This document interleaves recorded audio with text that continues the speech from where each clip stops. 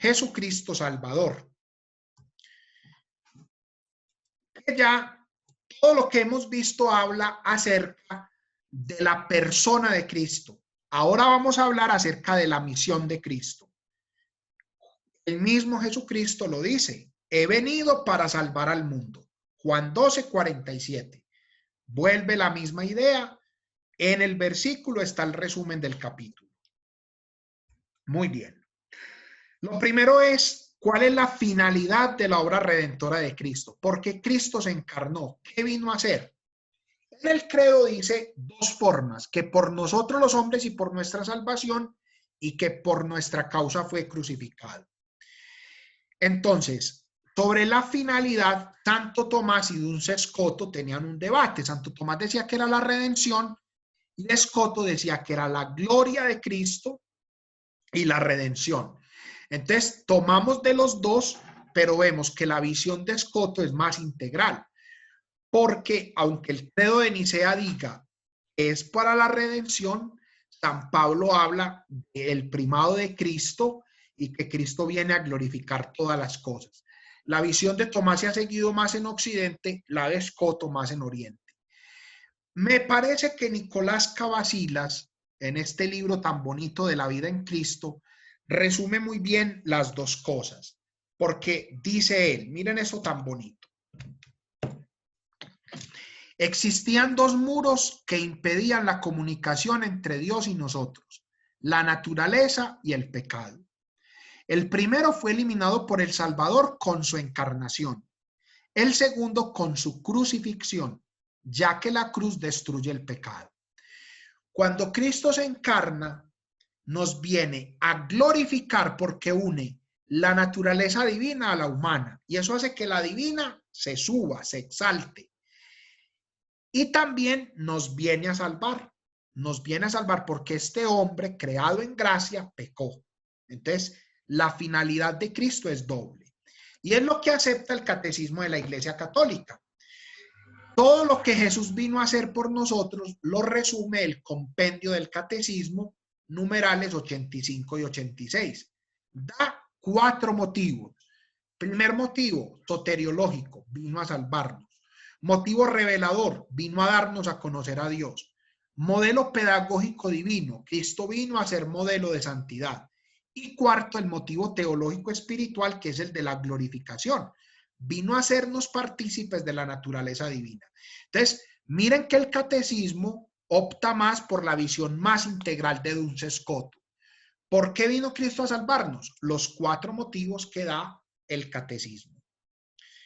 Bueno, el sentido soteriológico de la vida pública de Jesús, la encarnación también, y vida pública. Lo que se trata de decir acá es que Jesús, cuando Nicolás Cavazillas dice que nos salvó en la cruz, no es solo porque en la cruz nos salve. Lo que queremos decir es que Cristo, con toda su vida, con todo lo que él hacía, nos estaba salvando. O sea, desde que Jesús nació, todas las obras, todas las palabras, todo lo que él hizo y dijo, son en bien de nuestra salvación. Entonces, Cristo con todo nos estaba salvando. Cristo nos salva con su encarnación y con su vida, porque se hace hombre para salvarnos, y luego toda su vida es una entera misión, es una entrega por nosotros, con unas obras de salvación y palabras de salvación. Ahora vamos a ver que específicamente esta salvación llega a su plenitud en la cruz. Entonces, miren, muchachos, cuando uno dice Cristo nos salvó con su muerte en la cruz, eso es verdad, pero no es lo único, porque también nos salvó cuando predicaba, cuando amaba, cuando curaba a un enfermo, cuando perdonaba a un pecador. Todos son obras de salvación. Cuando digo Cristo nos salvó con su muerte, no es algo exclusivo, no es algo excluyente, ¿sí? Muy bien. Entonces, Cristo padeció. Él es el siervo de Yahvé. La iglesia es el fruto de la sangre de Cristo, dice los Hechos. El sacrificio de Cristo es sacerdotal. Cristo es el Cordero Inmaculado que sufre por nosotros. Padeció, dice el credo. Mire que son comentarios al credo. El credo dice que Cristo murió y fue sepultado. La muerte es la consumación de la encarnación. ¿Por qué? Porque si murió es una expresión de que es plenamente hombre. La encarnación llega a plenitud con la muerte, porque la vida termina con la muerte, ¿sí? Digámoslo así antropológicamente. ¿Qué ocurre en la muerte de Cristo? Se separan el cuerpo y el alma, pero esto no afecta la unión hipostática, porque el alma y el cuerpo separados son sostenidos por la persona del Verbo. Miren, cuando uno muere, la muerte es la separación de cuerpo y alma, ¿cierto? Pero la persona no muere, o sea, muere la persona, pero la persona continúa. Lo que pasa es que hay una diferencia, muchachos, y es que morir no significa dejar de existir. O sea, cuando uno dice, la persona tal murió, sí, murió, eso es verdad, pero no significa que dejó de existir. O sea, por ejemplo, supongamos que hoy murió una tía de mi papá. Cuando yo digo que la tía mía murió, no estoy diciendo que dejó de existir. Lo mismo pasa en Cristo. Hay separación de cuerpo y alma, porque muere porque es hombre. Pero ese cuerpo y el alma son sostenidas por el Verbo, porque hay unión hipostática. Son sostenidas por la persona del Verbo. ¿Qué ocurre después de la muerte de Cristo? Que desciende a los infiernos. ¿Qué significa que Cristo baja a los infiernos? Jesús, tras la muerte, dice la Biblia, baja a los infiernos a librar a los justos que estaban antes de él. Infiernos acá no es lo mismo que infierno, porque infierno es el estado de los condenados. Infiernos era donde iban las personas a esperar que llegara el Mesías. ¿Por qué razón? Porque antes de Cristo no hay cielo y no hay infierno, ¿sí? Con Cristo se inaugura el cielo y los que no aceptan a Cristo van al infierno, no están con Cristo. No es que Cristo inaugura el infierno, Cristo inaugura el cielo, pero al inaugurar el cielo, los que no están en el cielo, pues quedan en el infierno, porque es la exclusión del cielo. El infierno es la exclusión del cielo.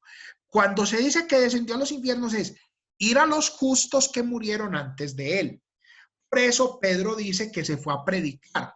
Y por eso una homilía antigua empieza como Cristo a llamar a Adán y los empieza a llamar a todos los justos del Antiguo Testamento.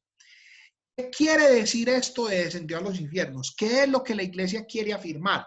Hay una afirmación esencial que es esta, que hay universalidad en la redención, que Cristo salvó a todos los hombres, los que están antes de él y después de él. ¿Cómo se afirma que salvó a los que están antes de él? Que descendió a los infiernos. Y a todos los que están después de él, que todos por Cristo encontramos la salvación. Esa es la afirmación central. Y Pedro dice que después de ir allá y predicar, entrando en el cielo, ¿qué quiere decir? Que Cristo, después de que desciende a los infiernos, inaugura el cielo, porque lleva a estos justos que estaban antes de él, los lleva al cielo. A los que no son justos, pues no quedan con Cristo, y no estar con Cristo es el infierno, ¿sí? Pero aquí, que descendió a los infiernos, es que bajó al estado donde estaban los justos que murieron antes de él. ¿Eso está claro?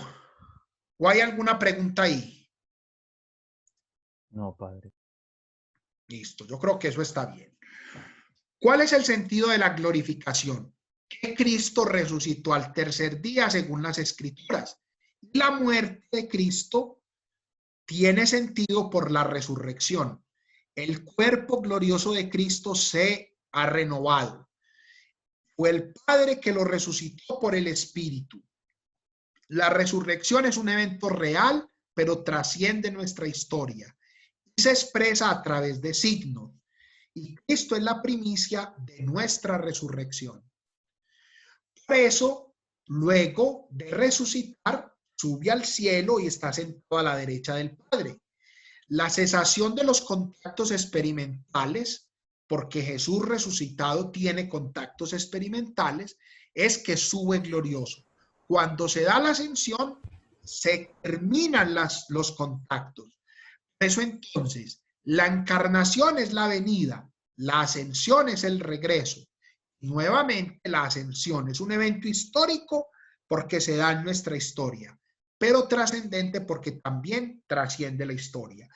Y que esté sentado a la derecha y venga a juzgar, explica que Cristo es rey, que es el rey del universo. Es rey, sacerdote y cabeza de la iglesia. Este esquemita explica muy bien la cristología y toda la teología.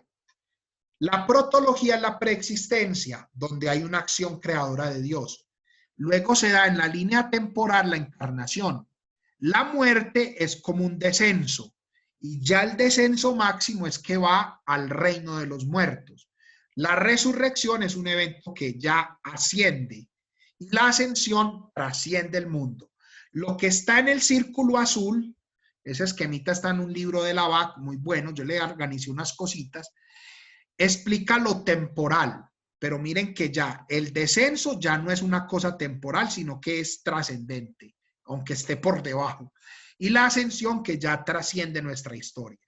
La parucía y la venida se dan en nuestra historia, pero lleva a la plenitud que ya es la consumación de la historia.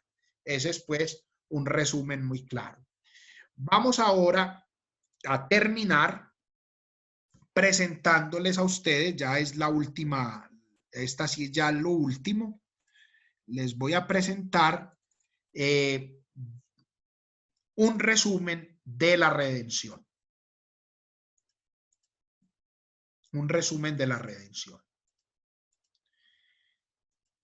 ¿Están viendo la pantalla, muchachos?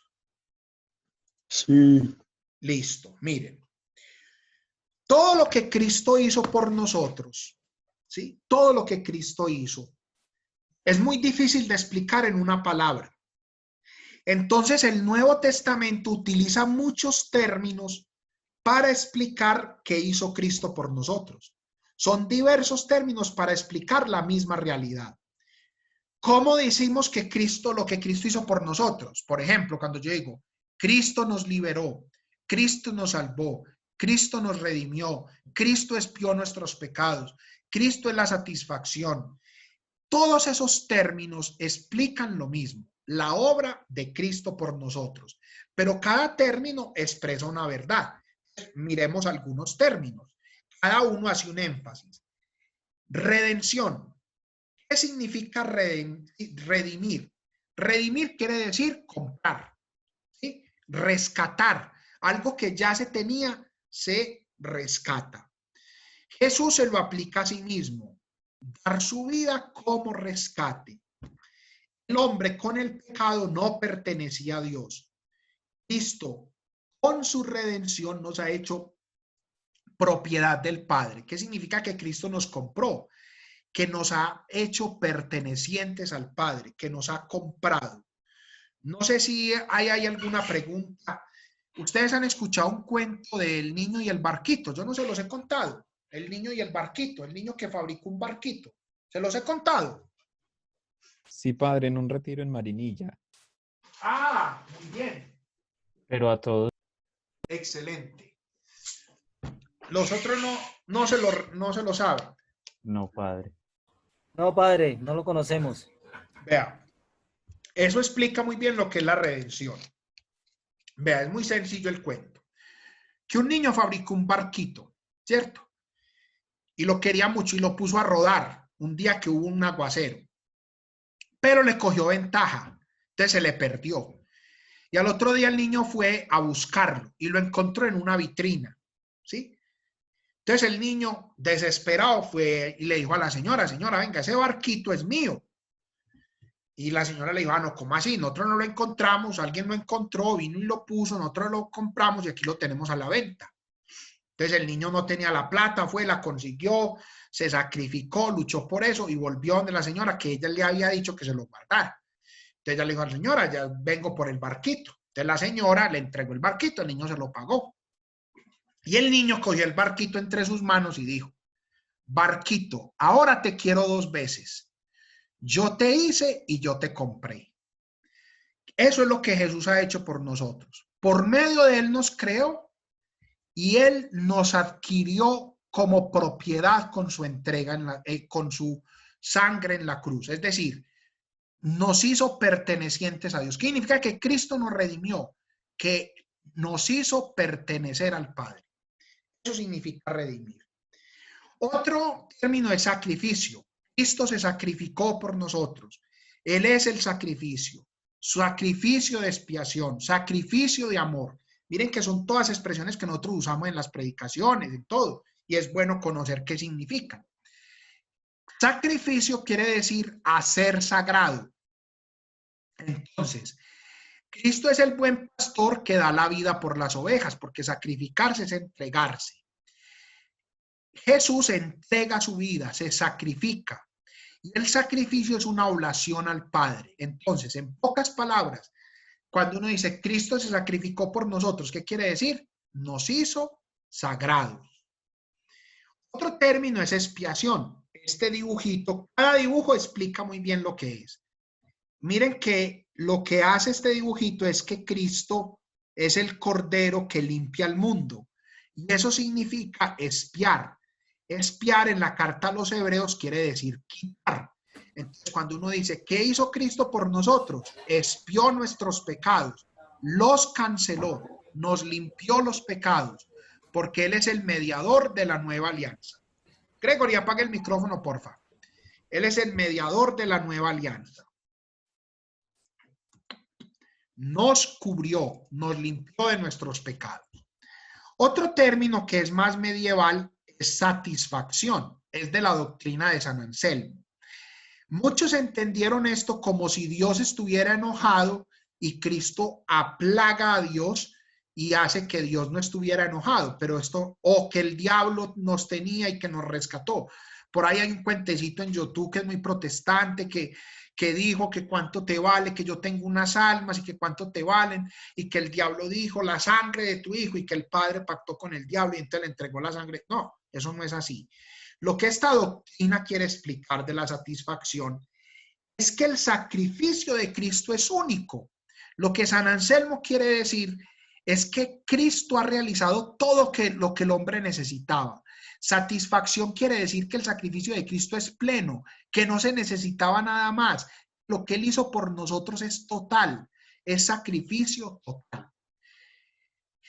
Y por eso se dice que es satisfacción vicaria, porque lo hizo en lugar nuestro.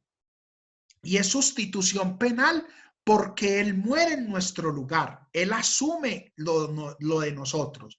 Por eso lo hace totalmente. Jesús se entrega totalmente por nosotros.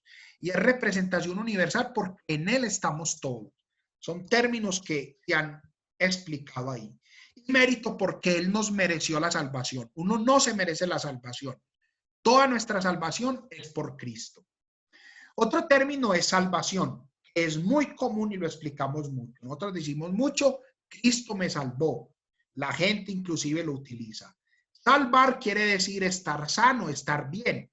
Entonces, aquí se trata de decir que el pecado nos dejó enfermos, que Cristo nos libra del pecado. Entonces, Cristo nos sanó, nos dio la salud.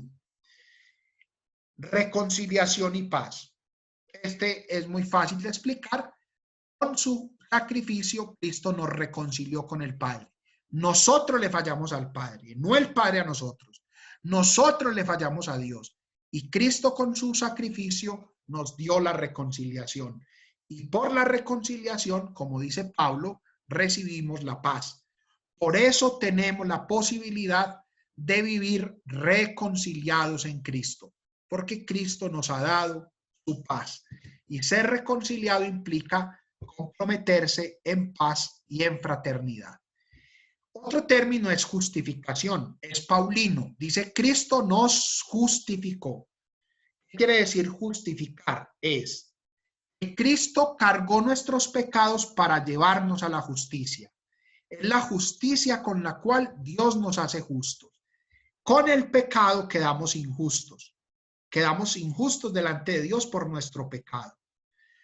Con la justicia, Cristo nos hace santos, porque en la Biblia justicia es santidad. Es la santidad del Hijo que nos hace santos.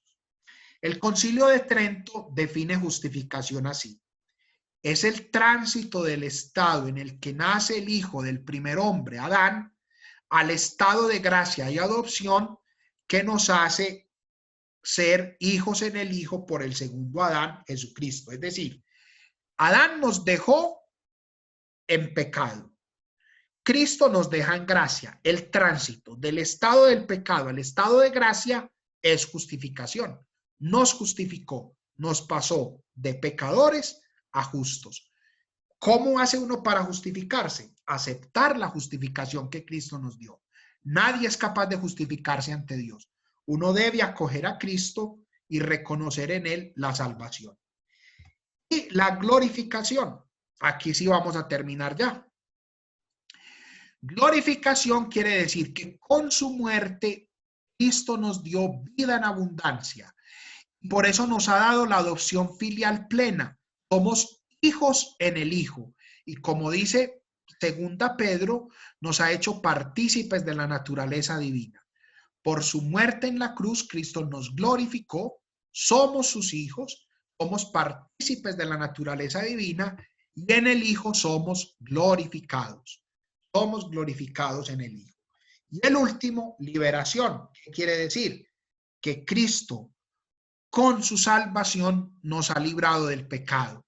En la teología de la liberación se dice que Cristo nos libra de todas las situaciones sociales y por eso hay que tener un compromiso social, porque en nosotros también está actuar la liberación que Cristo nos dio.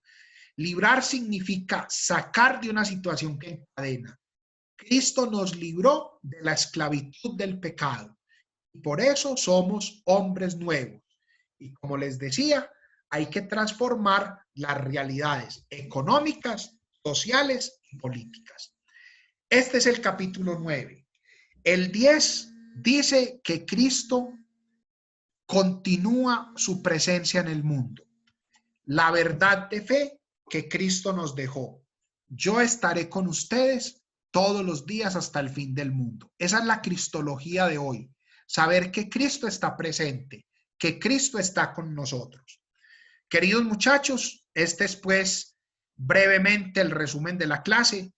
Muchas gracias por su atención. Quedo abierto si hay alguna pregunta, aunque ya es muy tarde, pero bendiciones a todos y muchísimas gracias por su atención. Espero que vean esta grabación, que miren bien los documentos, porque de verdad la cristología es esencial en la vida de un sacerdote. Muchas gracias, muchachos, y bendiciones.